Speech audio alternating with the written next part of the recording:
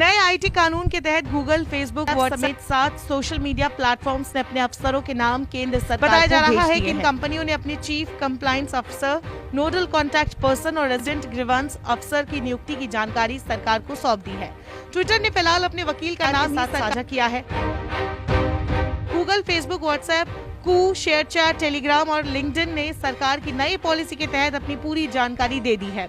Twitter ने केंद्र के सख्त रवैये के वाले वकील की जानकारी साझा की है, जो भारत में उनके नोडल कॉन्टैक्ट पर्सन और शिकायत अधिकारी के तौर पर काम करेगा। सरकार ने सोशल मीडिया प्लेटफॉर्म के लिए इसी साल 25 फरवरी को गाइडलाइन जारी की थी और उन्हें लागू करने के लिए 3 महीने का समय दिया था। डेडलाइन 25 मई को खत्म हो गई है। सोशल मीडिया कंपनियां सरकार के सामने तरह तरह की दलीलें दे रही थी, लेकिन मोदी सरकार के सख्त रवैये के सामने आखिर इन कंपनियों को झुकना ही पड़ा।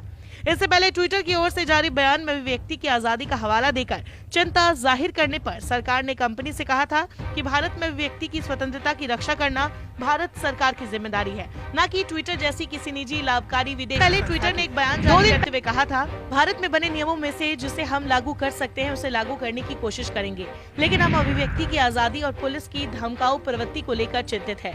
हम नियमों को लागू करने के लिए तैयार है, लेकिन ये पूरी तरह पारदर्शिता के उसूलों के साथ होगा।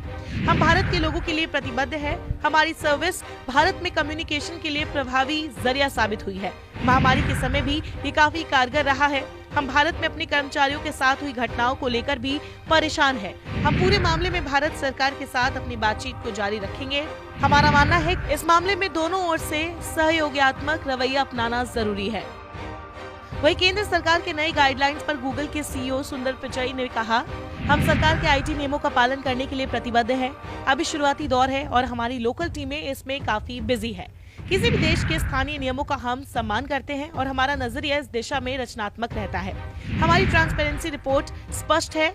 जब हम किसी सरकार की अपील पर अमल करते हैं तो इसे रिपोर्ट में हाईलाइट करते हैं।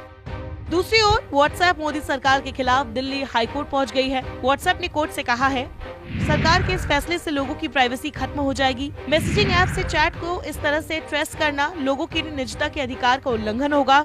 हमारे लिए व्हाट्सएप पर भेजे गए सारे मैसेज पर नजर रखने जैसा होगा, जिससे एंड टू एंड इंक्रिप्शन का कोई औचित्य ही नहीं बचेगा। व्हाट्सएप और सरकार में टकराव के बीच कैबिनेट मंत्री रविशंकर प्रसाद ने एक बयान में कहा, नए नियम से आम व्हाट्सएप यूजर्स को डरने की जरूरत नहीं है। इसका मकसद ये पता लगाना है कि नियमों में बताए गए कुछ अपराधों को अंजाम देने वाले संदेश की शुरुआत किसने की। ऑफेंसिव मैसेज के पहले ओरिजिनेटर के बारे में जानकारी देना पहले से ही प्रचलन में है। ये मैसेज भारत की संप्रभुता, अखंडता और सुरक्षा, सार्वजनिक व्यवस्था, बलात्कार, बाल यौन शोषण जैसे संबंधित अपराधों से संबंधित है।